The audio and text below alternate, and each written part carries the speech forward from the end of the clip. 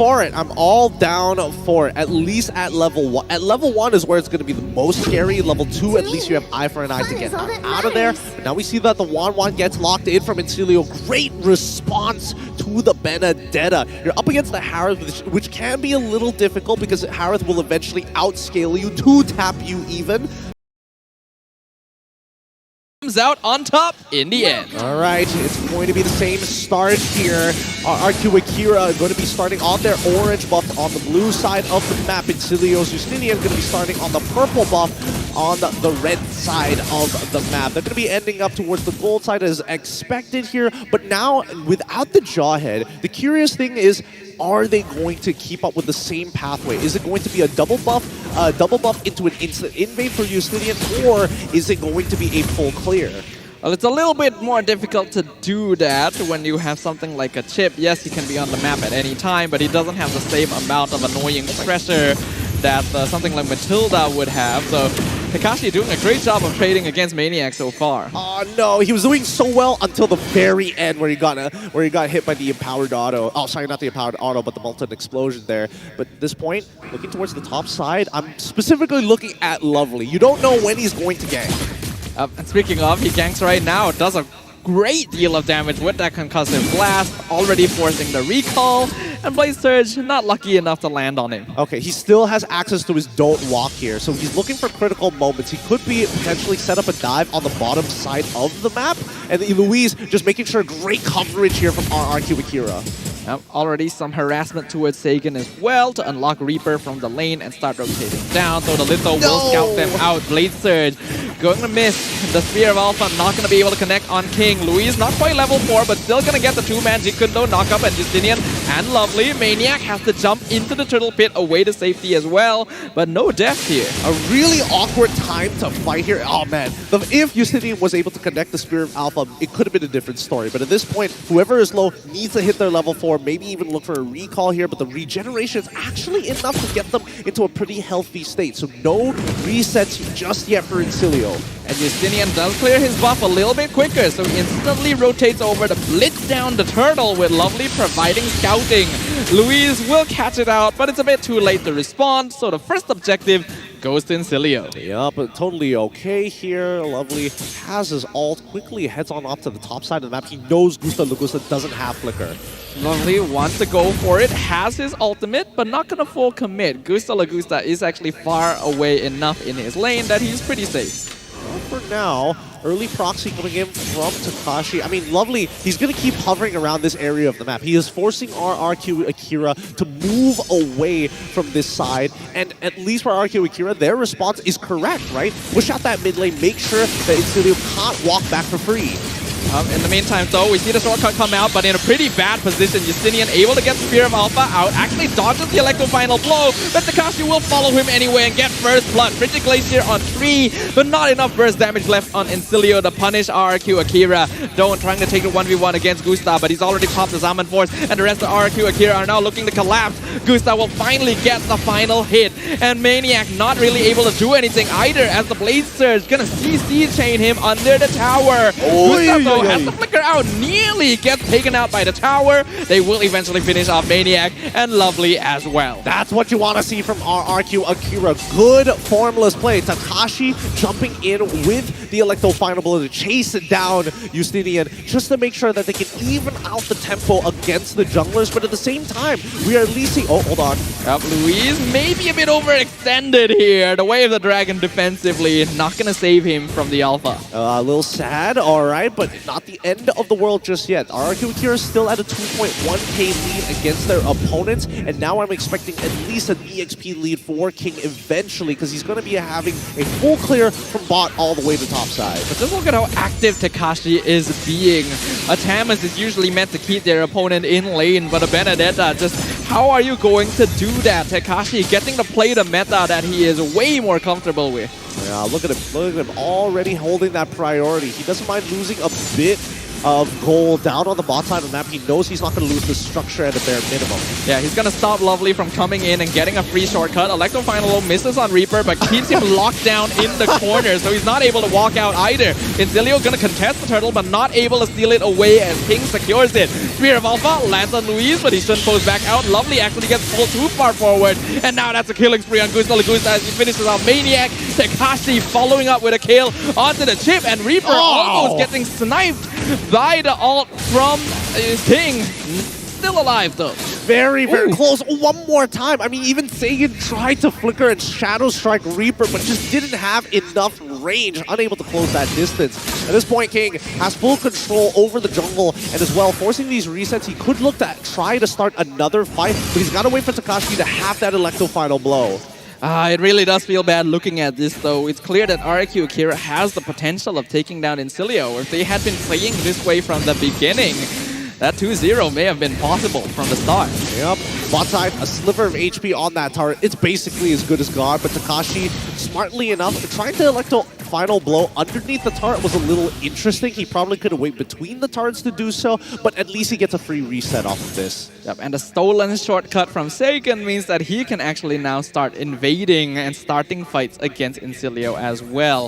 I think he will spot out Justinian in his rotation. Does he want to start on him? He's already moving forward. I think he actually will commit. Yep, shortcut comes out. All of the members of Rrq Akira take it, but Justinian's able to walk back into his tower. I'm surprised Luis didn't try and just flicker for it, right? Flicker, go for the kick, make something happen. Okay, Gusta Lagusta ends up using his flicker. He got a little bit freak there. Lovely went for the portal instead. Dropped shortcut against Tekashi, but he's still able to dash out with the Electro Final blow, and Insilio not able to catch him. Yep, Gusta Lagusta gets a free solo gold on the turret on the bottom side of the map, and completing his Feather of Heaven thanks to it. So that's some good stuff coming in from Rrq Akira. Very nicely done. Just make sure that if you're going to put somebody on the map, make sure it's Tekashi. Yep, Tekashi on the Benedetta actually outpacing Lovely on the chip, and now Justinian even being chased down halfway across the top lane with King finishing him off. And with that being said, a War Axe complete for King. This is where we expect to see Suyo start rising up in terms of how proactive he can be on the map. Obviously, he doesn't want to go in first, especially if Spear of Alpha is available, but definitely keeping his eye out for more opportunities for those who overextend. Oh, no. Yep, down here in the bottom lane. Not actually going to commit his Crossbow of Tang. I think knowing Tekashi still has quite a few resources there, Rrq Akira clearly outpacing their opponents. Actually, let me just double check. How many items does he have? Yeah, don't only have the Corrosive Scythe at that point in time, so that was a good decision. If he had maybe 2 or 3 items, for sure he goes for the Crossbow of Tang. So you gotta recognize those situations, that a 7 kill score to 1 7 minutes in with a 5k gold lead. This Benedetta pick against the chip actually working out so much better than we could have expected. Exactly, because now it is clearer and more effective for Rrq to actually trade against Insilio.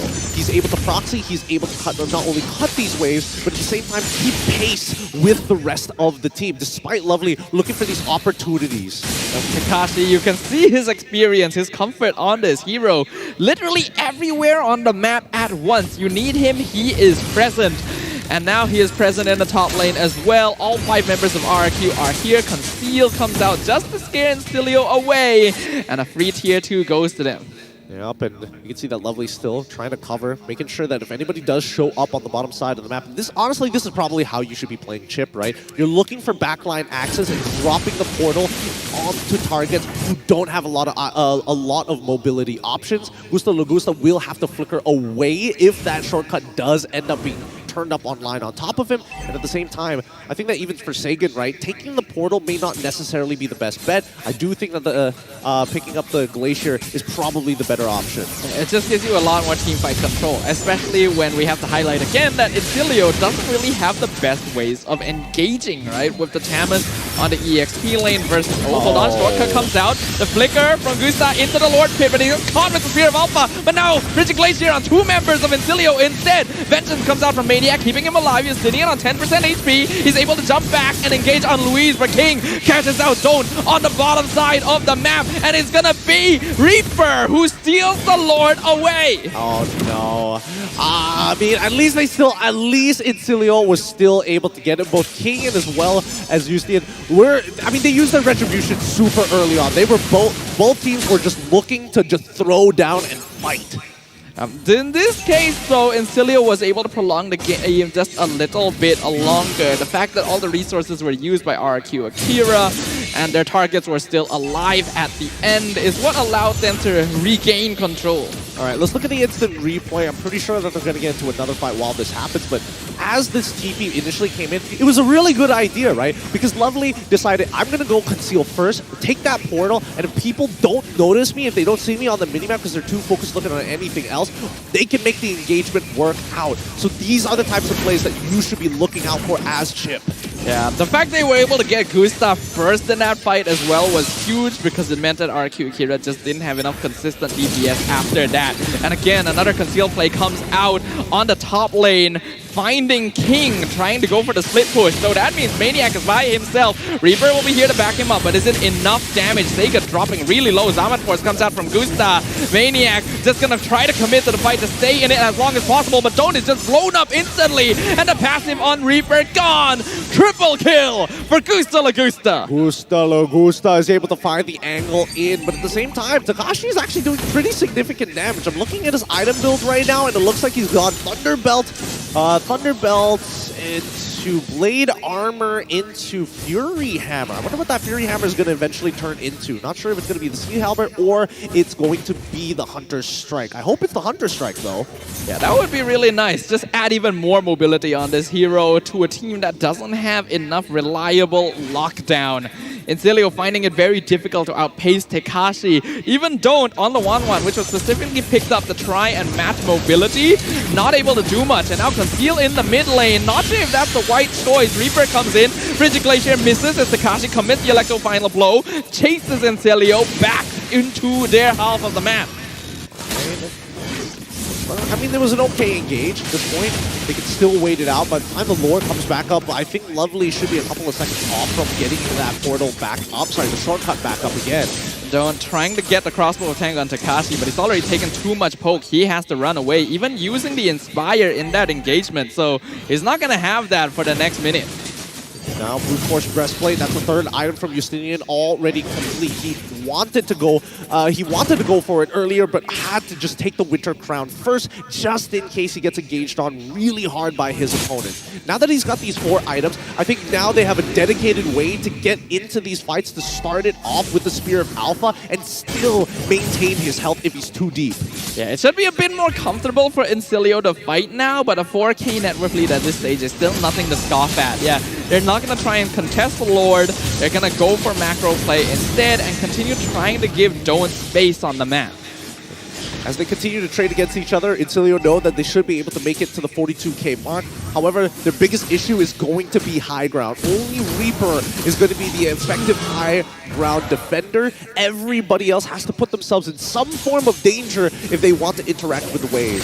And Rrq Akira knows this. The Electro Final Blow can be used in a similar way to Gloria's Pathway. They just split up the map and segregate frontliners from the rest of Insilio. And speaking of, Maniac taking half his damage already.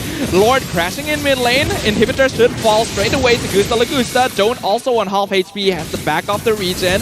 We're gonna see Justinian pull the Lord away to make sure it doesn't crash onto the crystal, but Rrq Akira is still sticking around, looking for an opening while setting up timing for Tekashi to maybe get a split push in. Minion wave, unfortunately, not here though. Insilio still gonna be able to hold against this next minion wave as well, so they'll live for now. Yeah, but as the next waves are starting to come on in, let's see. Are they gonna go to the bottom one or the top one? Oh! Rrq still looking for the engage, potentially. Takashi with the Electro Final Blow splits the fight in half. Maniac is segregated, but not quite enough for Rrq to engage on, so they'll immediately back it off. A flicker, Rrq Glacier finds one, that's King! Maniac finishes him off. All right, at least Maniac was able to finish him off. The Hailstorm ends up just being a little off Keter. Did not Lovely's connect behind it. them. Oh. He's looking for Sagan. Goes in, pops the shortcut. Do they Oh. want to take it? Insilio goes for the team fight. Lovely dropping very low to Way of the Dragon. Finds one. That's going to be Maniac. Uses the Winter Crown. Justinian still surviving as Maniac takes the attention of Gusta Lagusta. Not enough though. Mega kill for the Harif. But he has to dash away from Tamas as well. While Lovely in a 1v1 against Takashi. Maniac actually doing a lot of work. Keeping Reaper alive by distracting the rest of the team. Unfortunately, his time is done. And Rrq Akira keeps up the assault. And they're going to keep on pushing all the way up to the Crystal here against Insilio. Members are getting low. Ooh. Ooh, Luis loses immortality. Don't and Reaper still have pretty okay wave clear here. Luis on one hit, but Don't knows he cannot chase him. Safer not to at this point. The team members coming up. Justinian in 4, Maniac in 12, Lovely in 5. Frigid Glacier stolen. It lands on Reaper, and the crystal is exposed. Don't taken out by Tekashi. And Rrq Akira finds a semblance of vengeance, taking game 3.